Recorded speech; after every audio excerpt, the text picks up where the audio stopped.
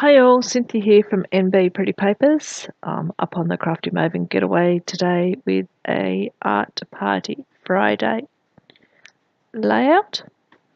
You saw the inspiration piece there at the beginning, which had some vivid blues and pinks and greys in it for the colours. Also had a down in the bottom right hand corner, it had a cityscape scene, and then also had a map of New York City as well. So that are all the things that I'm pulling to do this spread. So you saw me gesso the page just to seal the page and help make it a little bit stronger and thicker as well, just a little bit. And then I've grabbed out a Misty Huey's spray and have sprayed on this pink and dried it off. And now I'm putting a coat of matte medium gel over it just to seal it. So then when I put on these blue colours, they don't mix together, reactivate, mix together and turn up a brown colour. So I've added the blue, so now I'm getting the pink and the blue going, which are the colours from the inspirational piece. And I'm just drawing in a rough city scape. So I go through and I pencil draw that in. I'm not too concerned about how it looks. I know I'm going to cover it all up, but I just want a bit of a rough idea. I haven't drawn a cityscape before, so I just want to see what I was doing. Going through, pulled out the acrylic paints, and I'm going to paint in the cityscape now. So I've mixed the black with white to make it a grey, and I've made it a pale grey, and I'm going to have 3 or 4 different colours of greys, each getting that little bit darker as the buildings come closer to the front. So you'll just see me go through here and do that.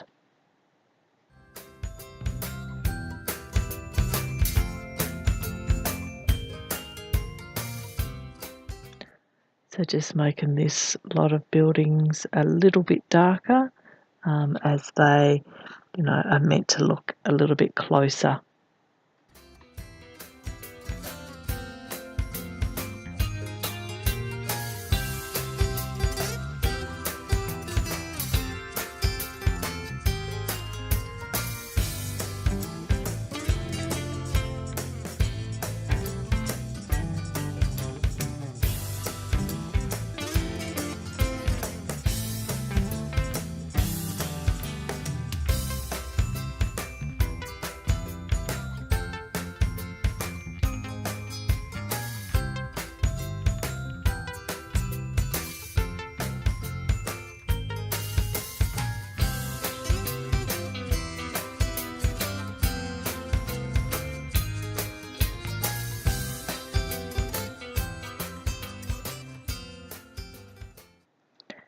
Now you can see that the colour is pretty much straight black.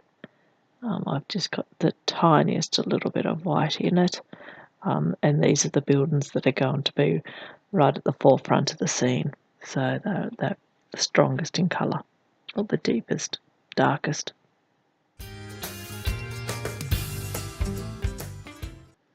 So that's all in. I grab the hot glue gun out. Hot glue, no.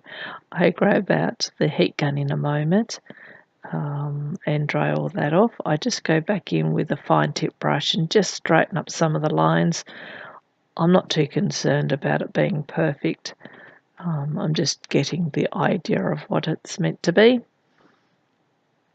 But I have got some gaps here and there that I just do want to make up a little bit neater and tidier, so I go back with a small brush to fix those up, and I'm happy with that, and I dry off.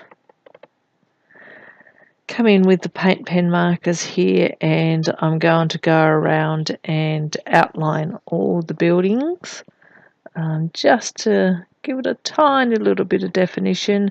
Can't set that well on the front ones, but as I go back, you can see it. I initially did swap out as I went back and got a lighter pen, a thinner weight pen. But in the end, I do come back and go back around them with the thick pen. So I've pulled out a stamp here. It was a border stamp. I thought, I don't really want to have to go in and draw all the lights in. So I had this, I guess it's meant to be a checkered background stamp. So I thought, well, maybe I'll try to use the paint pen to see how that works, but it just wasn't given a clean enough image. So I got a little bit of acrylic paint and thought I'd see what that's like, and I didn't like that option either. Couple of reasons. One, it was given a very uniform pattern, even though I was trying to mix it up a little bit. And two, it wasn't stamped and very clear. I don't have white ink, so I threw that aside and decided to go the hard way here and draw them all the lights in by hand. So you see me go through and slowly draw all those in.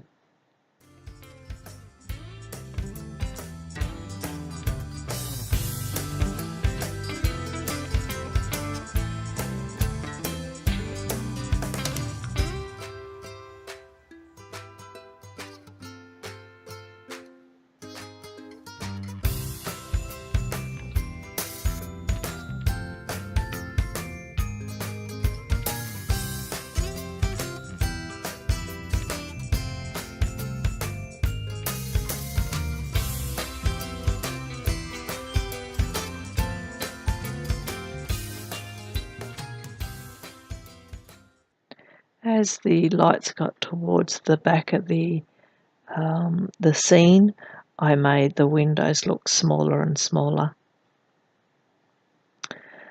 Once again, just sealing the page, I plan on using some markers here to add a little bit of colour to the windows. The sky is meant to look like it's a night sky or a sun setting or a sunrise. A sun setting was what I was thinking. And my theory was try to make the windows look like they had the redness of the sky reflecting in them. So I tried a few different markers in combination of colours, but in the end I think I just go with the this colour straight, a pit pen, an artist pit pen, and just do the windows. It just adds a slight yellowy pinky glow to them, which is I guess what you'd get.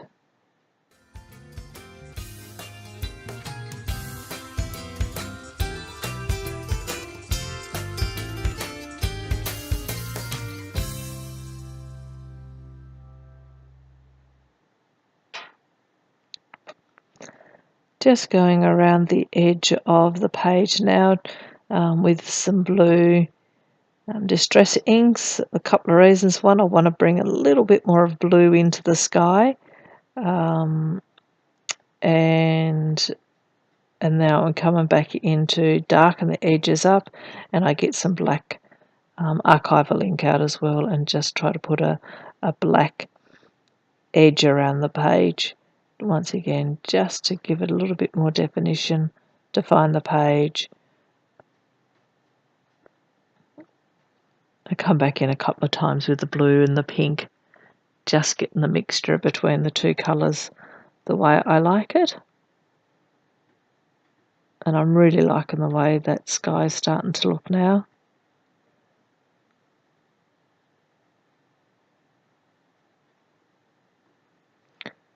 Gone through my alphas and pulled out this font here. It's pretty much one of my favourites when it comes to art journal pages. I quite often pull this one out and use these. And my title or my quote just saying Wanderlust and city dust. So my idea is that you're leaving the city behind and about to travel off into the world somewhere, to the unknown, on some sort of adventure.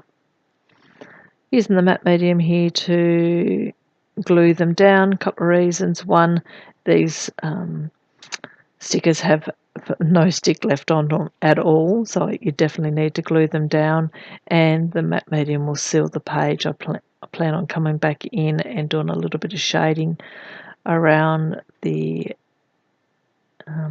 alpha and the quote, just to help it blend into the page a little bit. And I come in with a couple of different colours, some lighter pinks where I think the colour of the background's a little bit lighter, and a bit redder where it's a bit darker, and also with a bit of blue, whereas it's touching on the blue.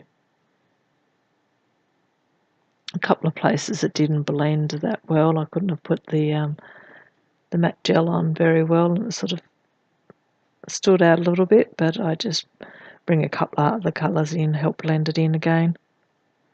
And that's pretty much comes to the end of the layout. I hope you enjoyed it. Give me a thumbs up if you did, and I'll catch you next time. Once again, thank you very much. Talk to you later. Bye.